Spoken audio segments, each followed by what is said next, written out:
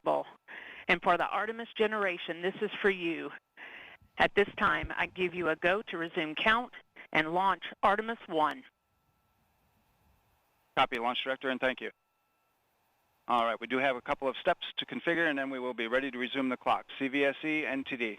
CVSE here. Initiate recording of Orion cameras at this time. In work. R, NTD. RSR here. Perform the booster ignition SNA arm rotation enable. NDT, RSR, booster ignition SNA arm and rotation enable is complete. And I copy, thank you. Okay, so there you heard the poll from Launch Director. Early.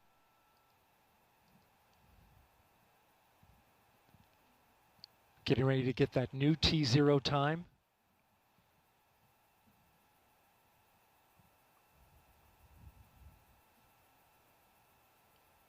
The poll that you heard was the NASA Test Director's poll. And all right, and we have verified no cutouts at this time. And all personnel, we are going to resume the clock. GLS, you can resume the clock on your mark. GLS copies. Countdown clock will resume on my mark. 3, 2, 1, mark. GLS mainline has been initiated. Okay. T-minus 10 minutes and counting. We are T-minus 10 minutes away from liftoff of Artemis 1. As you can see, the clock is now moving. Let's put that up. T-minus 9 minutes and 47 seconds. The L-minus 15 poll complete. Show 06:47:44 is the new liftoff time. Affirm. Okay.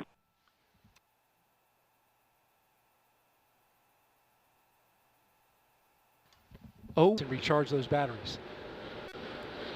The count continues. A note now, shortly after liftoff. 1 minute. Shortly after liftoff, Mission Control Houston will take control of the rocket, and my colleague, Leah Cheshire, will take over commentary. T-minus 50 seconds and counting. Coming up at T-minus 33 seconds, the GLS will hand off control to the ALS. This is the autonomous launch sequencer. On board the rocket, it will take over command and control of the rocket. But the ALS will check, make sure there's no holds coming from the ground up until T-minus 2 seconds. GLS is go for ALS. And we are go for ALS. The Space Launch System is now counting down to liftoff of Orion on its maiden voyage to the moon. Launch team can no longer recycle the count. Sound suppressor water now 15. Flowing under the ML. And here we go. 10. Hydrogen burn-off igniters initiated. 7, 6, 5. 4-stage engine start. 3, 2, 1. Boosters in ignition. And liftoff of Artemis 1.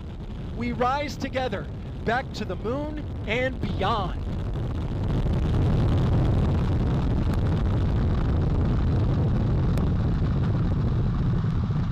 All 4 RS-25 engines on the core stage and 2 solid rocket boosters now propelling the vehicle at 128 miles per hour.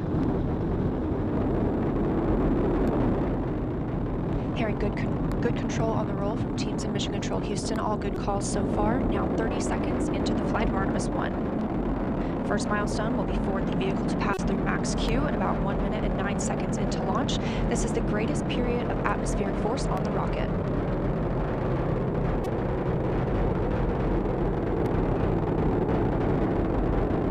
SLS now traveling 607 miles per hour.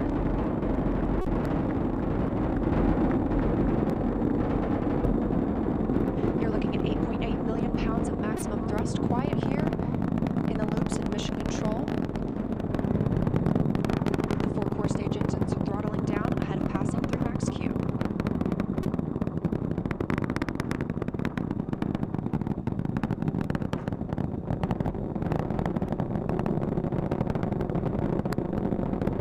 Now 1 minute, 21 seconds into the flight, traveling at 1,420 miles per hour. The 4 core stage engines are back at maximum thrust.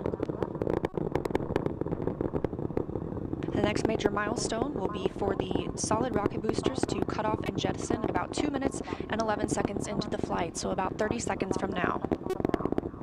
Again, quiet here in Mission Control Houston as teams continue monitoring the flight of Artemis 1.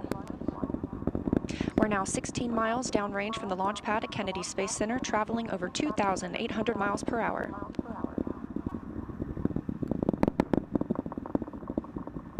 Standing by for solid rocket booster jettison and shortly thereafter.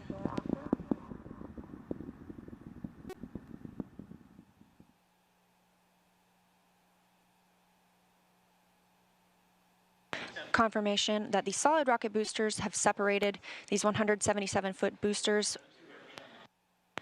Now the core stage continues to power the flight of Orion, all four RS-25 engines firing, traveling over 3,400 miles per hour, 46 miles downrange.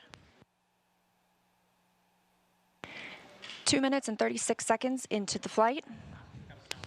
Hearing nominal calls here in Mission Control Houston. We've still got 4 good engines on the core stage. Next up, we'll be looking for the service module fairing to separate. This is 3 15 by 15 foot fairing panels, providing structural support, protecting the service module. Those will separate at about 3 minutes and 11 seconds into flight, and very shortly thereafter will be followed by the launch abort system separation. Just over 3 minutes into the flight of Artemis 1, now traveling over 4,060 miles per hour, 83 miles downrange. We just had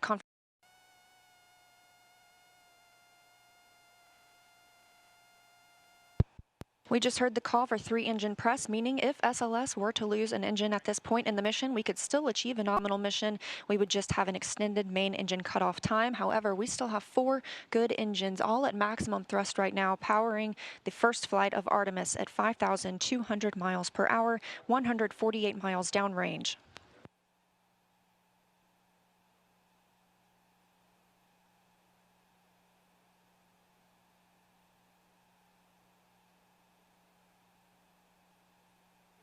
We're 4 minutes and 16 seconds into the flight of Artemis 1.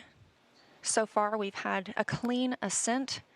We saw those solid rocket boosters jettison about 2 minutes and 11 seconds after liftoff. Shortly after, we had the service module panels fairings separate, as well as the launch abort system. The launch abort system was inert for this flight, except to perform this separation. Looking good.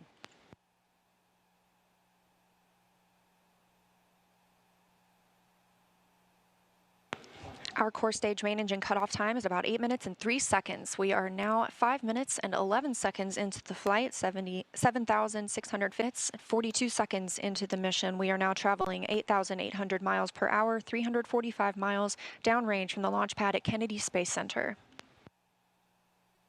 The flight dynamics officer reports that we have a nominal main engine cutoff.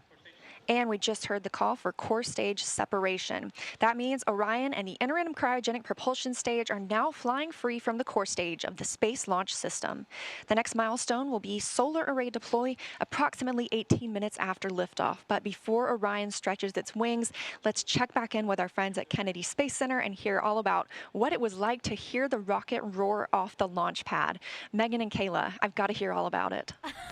Well, if you're just joining us, welcome to NASA's Kennedy Space Center, where we just watched Artemis 1 launch, our first step towards